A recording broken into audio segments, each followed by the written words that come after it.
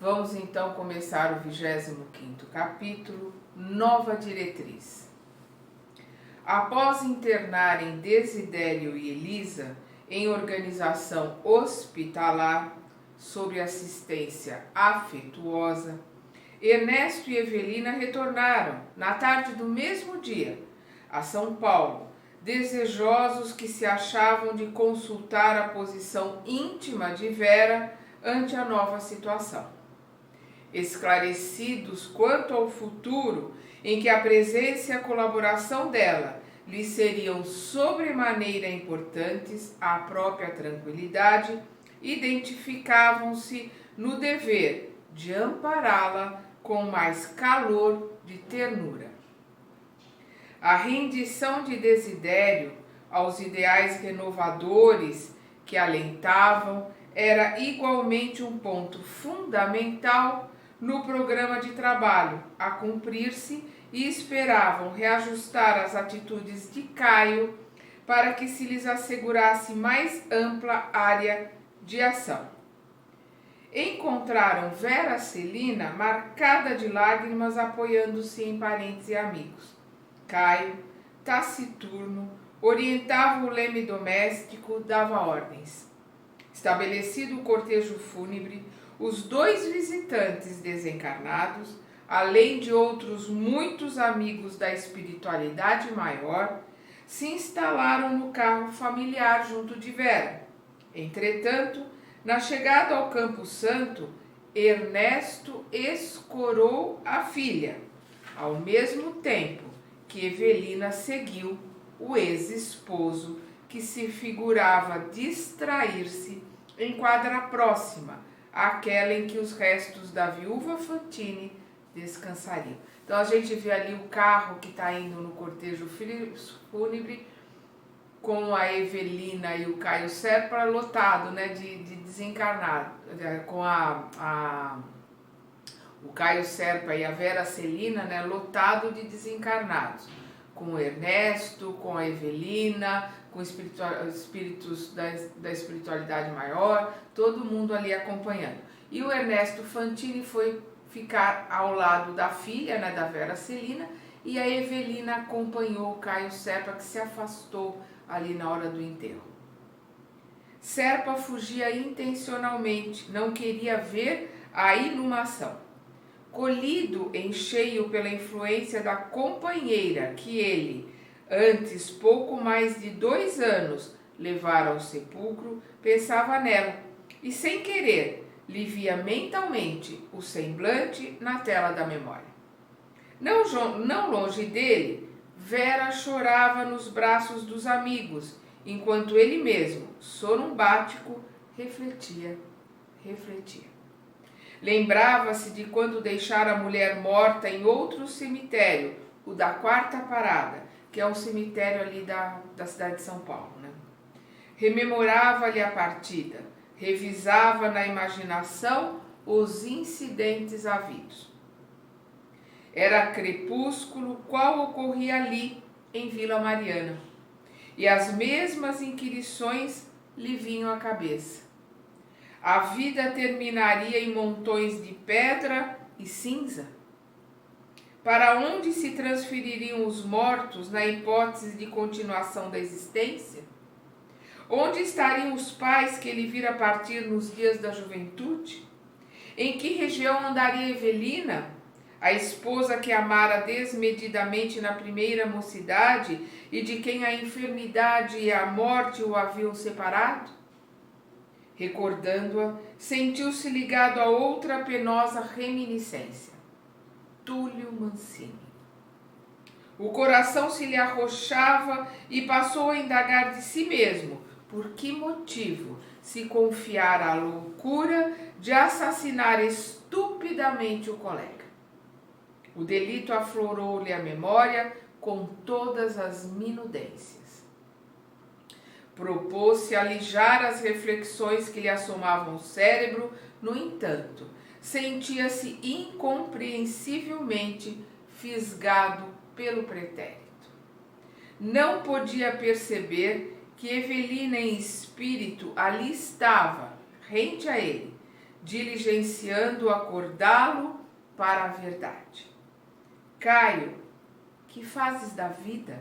Ela perguntou docemente. Então ele estava ali refletindo, né, sem sentir a presença dela, ele estava lembrando dela, também por causa da presença dela. Ele não está sentindo essa presença, mas ele capta as energias, né? A vibração dela. Então ele fez uma reflexão da vida, inclusive lembrou do Túlio Mancini, estava ali fazendo uma reflexão da vida. E ela coloca para ele: Caio, que fazes da vida? Ela perguntou docemente. O advogado não registrou a indagação com os tímpanos corpóreos, mas ouviu-a na acústica da alma e julgou monologar. Caio, que fazes da vida? Repetiu inconscientemente as palavras da companheira desencarnada, no ádito da própria consciência, e passou a considerar que o tempo fugia sem que se desse conta de si mesmo. Em que valores permutara o patrimônio das horas? Que bênçãos já teria espalhado com o título acadêmico que ostentava? Na condição de amigo, exterminar um companheiro, na posição de esposo, não tivera coragem de ser bom para a mulher quando sitiada pela doença.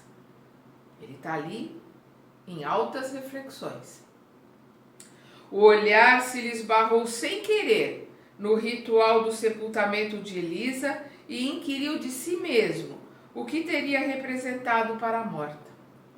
Sinceramente, não se sentia bem consigo próprio, realinhando na imaginação a impaciência e a dureza com que sempre a tratara, preocupado em arrebatar-lhe a ternura da filha. Avaliando as péssimas notas que a consciência lhe conferia no educandário da existência, embora de longe, fixou Vera a esquadrinhar-lhe o íntimo através do semblante. Caio, assoprou-lhe Evelina aos ouvidos da alma. Pense nos teus compromissos. É tempo de legalizar a situação da jovem que se entregou a ti sem qualquer restrição.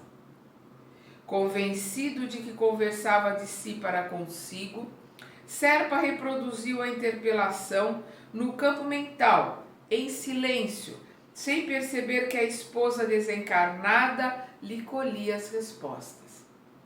Supondo desenvolver-se tão somente um processo de autocrítica, monologou sem palavras. Abre aspas. Legalizar a situação com Vera? Casar-me? Por quê? Fecha aspas. Sim, aprovava, prometera-lhe matrimônio, mas não se resignava a aceitar a medida sem maior observação.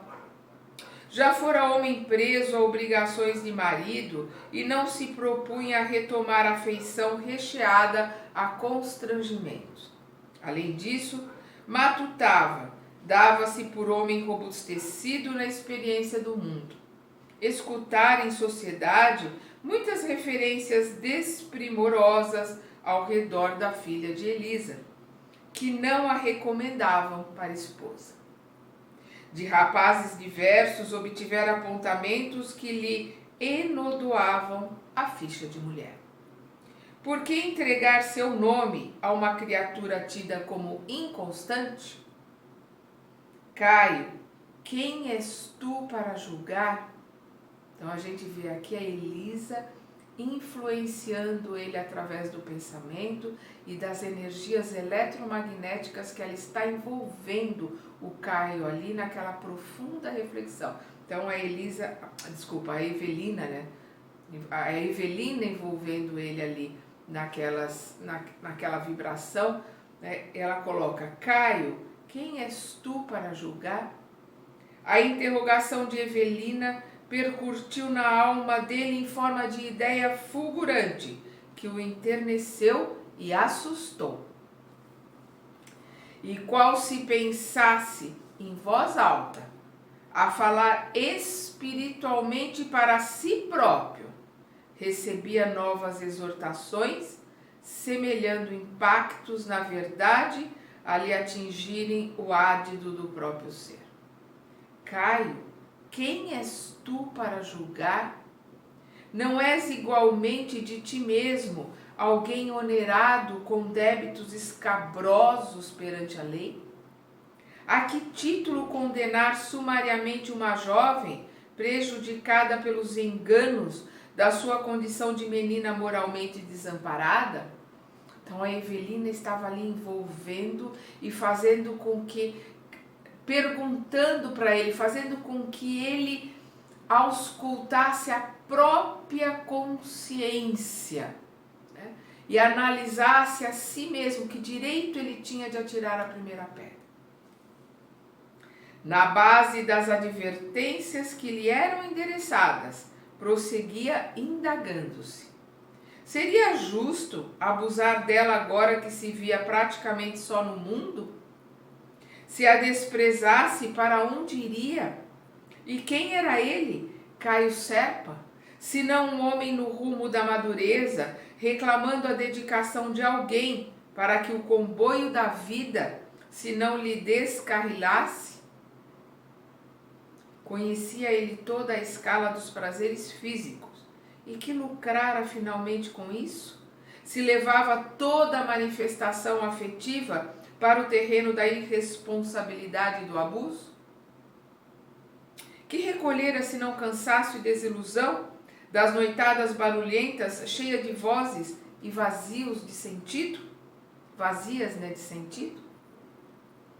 Até ali que lembrasse, nunca ajudara ninguém. Olha a profundidade da reflexão que a Evelina está fazendo ele ter. Ele nunca ajudara a ninguém. Sabia ser afável até o ponto em que as circunstâncias não o descontentassem.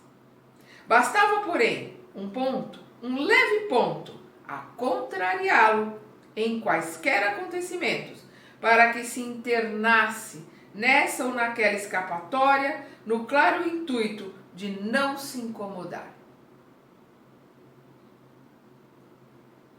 A análise dele profunda. E quantos de nós somos bonzinhos? É até a página 2. A hora que alguma coisa nos incomoda ou nos tira da zona de conforto, a gente fala, não, peraí, agora não é mais comigo. Ele está fazendo uma análise profunda aqui dele mesmo. Não teria chegado o momento de auxiliar a outrem, agir a favor de alguém? De começo, empenhado à conquista, cumular a vera de gentilezas, carinhos, enredar-lhe as atenções. Depois, o fastio daqueles que não mais sabem amar, quando a chama do desejo se lhes extingue na cadeia da forma. Entretanto, não lhe era lícito negar que a moça lhe dera os mais altos testemunhos de confiança.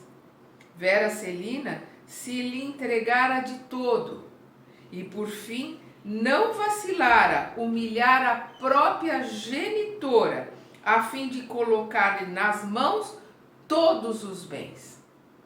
Então a Evelina está ali influenciando ele, energizando para que ele fizesse essa profunda análise dele, dos sentimentos dele, das atitudes dele, e analisasse a Vera, o quanto ela o amava, quanto ela o ama, né? E ela se entregou a ele, entregou todos os bens e humilhou a mãe para provar para ele que o amava, com medo de perder. Serpa registrava todos os argumentos da companheira desencarnada, a afeição de uma lâmpada que se julgasse fonte da luz que se beneficia a ignorar que a recolhe da usina. Então, ele ali está sendo instigado pela Evelina, mas ele acha que é ele mesmo que está refletindo, que é como uma lâmpada que recolhe a energia da usina para se iluminar. Ele está achando que é ele que está ali revolvendo todos os pensamentos.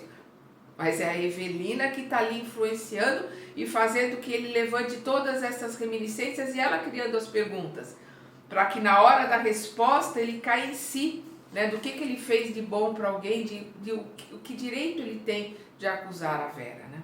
Então é bonita essa colocação que o André Luiz faz aqui. Serpa registrava todos os argumentos da companheira desencarnada, a feição de uma lâmpada que se julgasse fonte da luz, de que se beneficia, a ignorar que a recolhe da usina. E opunha contraditas: consociar-me, prender-me, por quê? Não tenho toda a satisfação do homem casado sem as peias do matrimônio? E a voz de Evelina a ressoar-lhe novamente no espírito: sim, és o elemento comando da união. Entretanto, como não te garantires contra as tentações do futuro, como não te imunizares contra as tuas próprias inclinações para a aventura, doando a ela o elemento, obediência, a tranquilidade de que carece para servir-te? Acaso te julgas livre das tendências à leviandade de que te assinala o campo afetivo? Não será recomendável lhe assegurares a paz, preservando a paz de ti mesmo pela submissão às disciplinas justas da vida? Pensa, imagina-te à frente de tua própria mãezinha, já que quase todo homem procura na esposa, acima de tudo, o apoio maternal que a madureza furtou da infância. Então nós vemos aqui uma colocação, né, da esposa na obediência, o marido no comando. Nós estamos aqui nos anos 60, né? Vamos lembrar aqui quando o livro foi terminado e foi editado, né? Começo dos anos 60. Então é o que ele está colocando aqui, a ideia do homem chefe de família. Ela seria a esposa na obediência a ele, né? E que ele imagina-te à frente da tua própria mãezinha, quer dizer, que ele tivesse ali com ela uma relação de mãe para filho, né? Que se ele não acolhesse como esposa, se aquele desejo dos primeiros dias do amor eros, né, se transformasse num amor familiar, né, que ele a tivesse quase como mãe, que ele tivesse com ela uma família, para talvez mais tarde, quem sabe, com o passar do tempo, com o passar dos anos, se transformasse no amor ágape, né, que é o amor do pão. Ágape é pão, né, o pão da vida, que é o amor incondicional, que é o amor de irmãos, né. Estimarias que um homem, na hipótese, o teu próprio pai, lhe espancasse os mais puros anseios do coração?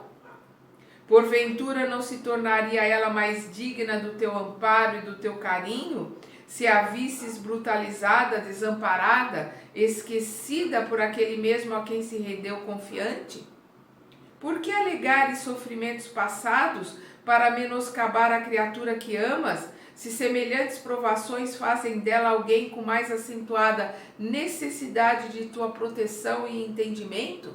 Né? Então ela está acordando ele ali, ela está sozinha, ela precisa de ajuda. Você tem que ter para com ela esse carinho, talvez de pai, para acolhê-la, né?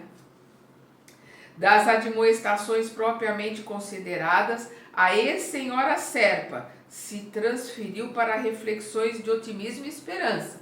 Ela estava ali sacudindo ele em todos os sentimentos. Agora ela vem com otimismo e esperança para ver se consegue modificar, né, os sentimentos e as colocações do Serpa, né? Caio medita. Vera não te confiou parcos recursos materiais à administração. Ela não deu pouca coisa, ela te deu tudo. Ela se deu como mulher, ela se deu como pessoa, ela deu todos os bens, que não são poucos, uma fortuna, que é a fortuna do Ernesto Fantini deixou para as duas.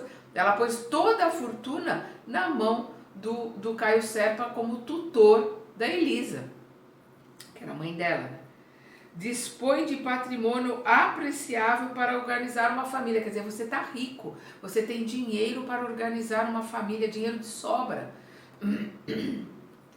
Pondera quanto às bênçãos do futuro, escuta, creias ou não em Deus e na sobrevivência do espírito além da morte, carregas contigo um doloroso problema, até agora inarredável da mente. O remorso pelo homicídio praticado, a lembrança de Túlio Mancini, abatido por tuas mãos. Escapas no rumo de prazeres que não te diminuem a mágoa e tentas em vão bloquear reminiscências amargas que te assediam constantemente. Ser pai, cuidar de filhos queridos, não te será na terra mais elevada compensação? Então ela está colocando aqui, você foge do remorso de ter assassinado Túlio Mancini através de prazeres, através de leviandades, tentando levar a vida de uma forma que você seja inconsequente, inconsciente, para fugir dos teus remorsos. Mas não será a família, ser pai, ter filhos, a forma de redimir, de modificar tudo isso? É isso que ela está colocando para ele. O matrimônio com Vera que investirá legalmente na posse de recursos a serem valorizados e aumentados, garantindo aos filhinhos vindouros segurança e conforto, alegria e educação. Um lar, Caio, um lar, onde possas descansar, renovar-te, esquecer. Filhos em que te revejas e o convívio de Vera, cuja presença te lembrará o refúgio maternal. Diante daquelas santas evocações de paz e ventura que jamais experimentara, pela primeira vez, depois de muitos anos, Serpa chorou. Então ela conseguiu ali tocar o coração dele, ela conseguiu desmontar aquela pedreira que havia em volta do coração dele. Evelina continuava. Sim, Caio, lava o coração na corrente das lágrimas, chora de esperança, de júbilo, confiemos em Deus e na vida. O sol que hoje se põe voltará amanhã. Contempla estas lousas, fita os sepulcros à frente, de todos os lados explodem verdura e flor, a dizerem que a morte é ilusão, que a vida triunfa, bela e eterna. De um outro mundo, os que te amam regozijar-se-ão com os teus gestos de entendimento. Túlio te perdoará, Elisa há de abençoar-te. Coragem, coragem. Então ela está ali, olha os túmulos, olha essas lápides, nessas lousas aqui em volta. Não existe a morte, só existe a vida continua, o Túlio vai te perdoar, a Elisa vai te amar, vamos modificar tudo isso. O causídico surpreso, incapaz de identificar-se, visitado pelo espírito da companheira de outros tempos, reconhecia-se subitamente consolado e eufórico, tangido por suave renovação nos recônditos do ser. À maneira de um doente que encontrara o remédio providencial e a ele se agarrasse na sede da própria cura, instintivamente decidiu-se a não perder o precioso momento de exaltação construtiva em que entrara. Vamos, insistiu Evelina. Concede agora, mas claramente agora, a nossa Vera a certeza de que a protegerás num casamento digno. Sucedeu o inesperado. Habitualmente agressivo e rebelde, Caio Serpa arrancou-se humilde do lugar em que se plantara, avançou sempre embaraçado pelo espírito da ex-esposa. Ela está ali abraçada com ele, energizando, magnetizando ele, né? Olha que coisa linda. Então avançou sempre abraçado pelo espírito da ex-esposa na direção do grupo em que a jovem se apoiava. Ali, de pensamento conjugado ao da mensageira espiritual, observou a moça sob novo prisma. Pareceu-lhe que começava a amá-la de maneira diversa. Viu-a mais cativante na dor que demonstrava. Percebeu-lhe a solidão e a sede justa de companhia. Às súbitas, reconheceu-se também só, a requisitar-lhe mais intensivamente a dedicação e o carinho para viver. Já não sabia, naquele inovidável instante, se a queria com a impertinência de um homem ou com a ternura de um pai. Os sentimentos de amor ali se transformando. Abordando-a, tomou-lhe o braço de leve e comunicou-lhe em voz alta, no propósito de alicerçar a própria declaração com o testemunho dos amigos presentes. Vera, não chore mais. Você não está sozinha. Amanhã mesmo cogitaremos de organizar a documentação precisa para casarmos tão breve quanto possível. A interpelada lançou-lhe um olhar significativo e agradecido. E enquanto ambos se escoravam um no outro para o retorno à casa, Evelina e Ernesto, com os amigos desencarnados atentos às derradeiras homenagens à viúva Fantini, entraram em prece, agradecendo ao Senhor a bênção daquela transformação. Perdão, a gente vê ali, na hora do enterro, as coisas, ela conseguir tocar o coração dele, as coisas se modificarem, se transformarem. E às vezes as pessoas encarnadas que estiveram ali em volta, que foram testemunhas, e o Caio, para não voltar atrás, para não precisava dessas testemunhas ali, por isso que a Evelina fez com que que ele bradasse ali justamente para que ele não pudesse voltar atrás. Uma pessoa pode falar, nossa, isso não é a hora, não é o lugar para pedir ela em casamento. Quem é que sabe qual é a hora, qual é o lugar? Né? A Evelina talvez não tivesse outra oportunidade senão aquela, para tocar o coração dele e fazer com que ele pedisse a Vera ali em casamento e consolidasse ali aquela relação, para que o Túlio Mancini pudesse vir como filhos deles e a Elisa também pudesse voltar como filha deles, né? E aí a gente vê ali no cemitério o plano espiritual, todos ali em prece. A Evelina, a Vera Celina e o Caio Serpa saem, vão embora do cemitério, mas a Evelina e o Ernesto Fantini ficam ali junto com os outros espíritos. Ele está aqui, a viúva, atentos às derradeiras homenagens à viúva Fantini, entraram em prece, agradecendo ao Senhor a bênção daquela transformação. Todos eles ali no cemitério entraram em prece para agradecer a transformação do Caio Serpa, terem conseguido derrubar, né, o gelo, os tijolos que haviam em volta daquele coração. Perdão. Mas um passo importante estava articulado para o futuro melhor. Então, eles conseguiram ali já uma transformação para conseguirem continuar o trabalho para o futuro.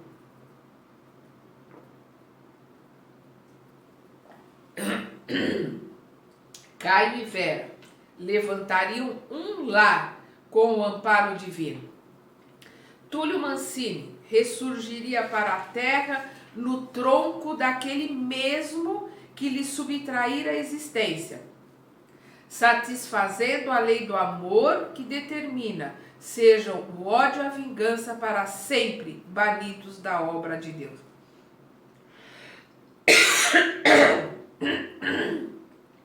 Perdão. Então a gente vê a misericórdia de Deus. O Túlio vai vir nos braços do seu algoz. Né? Aquele que o matou vai lhe receber como filho, para que os dois possam se amar. Isso é a misericórdia de Deus. Mais tarde, Elisa se lhes reuniria por filha bem-amada. Caio se reconfortaria e certamente seria outro homem ao ver-se continuado na posteridade feliz sob o olhar carinhoso de Vera, que o amava ardentemente. Então a gente vê ali que a Vera o ama.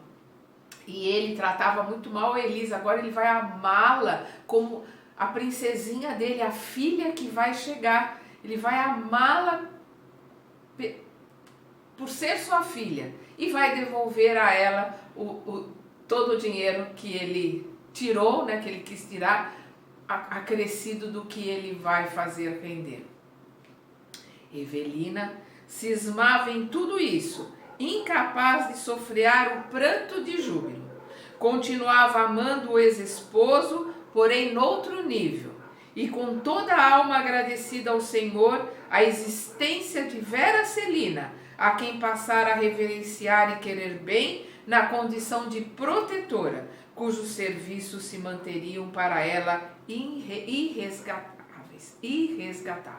Então a gente vê a mudança dela, do amor para com Caio como filho, o amor dela para que antes era a sua rival, o amor dela agora para a Vera como filha, e no cuidado, no trabalho que ela vai ter para que eles sejam muito felizes e que eles constituam a família e possam receber Túlio e Elisa nos braços. Em transporte de alegria, correu ao encontro dos noivos e antes que Serpa se aboletasse no automóvel, junto da companheira, abraçou-o, reconhecida, e pela primeira vez bradou-lhe ao coração com a celeste emotividade do amor purificado a labaredas de sofrimento. Caio, meu filho, ser feliz e que Deus te abençoe. Então ela abraça ali o Caio Serpa com sentimento de mãe.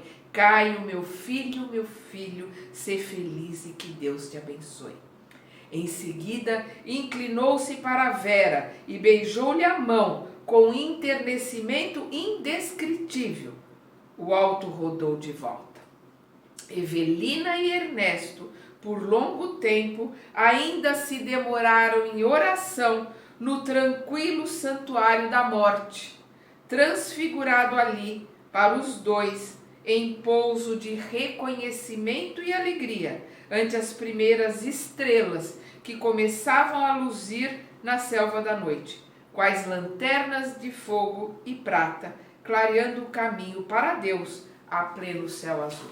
Então a Evelina e o Ernesto ficaram ali no cemitério, como eles colocam aqui, se demoraram em oração no tranquilo santuário da morte, que é o santuário da morte, um lugar tranquilo. Eles continuaram ali em oração, em agradecimento pela transformação do Caio, pela transformação da Vera, por eles dois ali estarem engrenando numa mudança e numa nova tarefa, que eles, Ernesto Fantini e Evelina Serpa, vão ajudar, vão trabalhar para que a vida continue. Então, vamos continuar no próximo e último capítulo deste livro.